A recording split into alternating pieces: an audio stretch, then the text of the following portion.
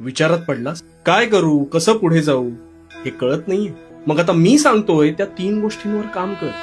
सगळं नीट होईल. सगळ्यात आधी तू मोहाच्या सापळ्यात अडक. कायम ध्यानात ठेव, प्रत्येक चकाकणारी गोष्ट ही सोनं नसते आणि या चकाकणाऱ्या गोष्टींकडे आकर्षित होऊन तू एक दिवस धडपडतोस. आणि म्हणूनच मोह म्हणजे निव्वळ मृगजळ, आणि म्हणून मोहाची वाट ही कायम दूर ठेवायची. दुसरी गोष्ट म्हणजे मत्सर.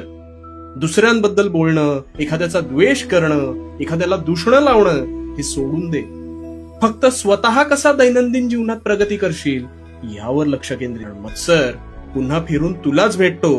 याला माझा कर्माचा फेरा म्हणतात. आणि तिसरी गोष्ट ती म्हणजे क्रोध. अगदी क्षुल्लक कारणास्तव तुझा क्रोधाग्नी होणं बंद कर.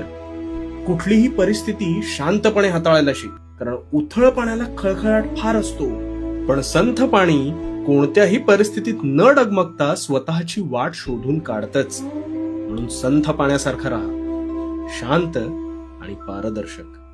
आता या 3 गोष्टी अंमलात आण आणि मग बघ तुझी भरभराट नक्की होईल.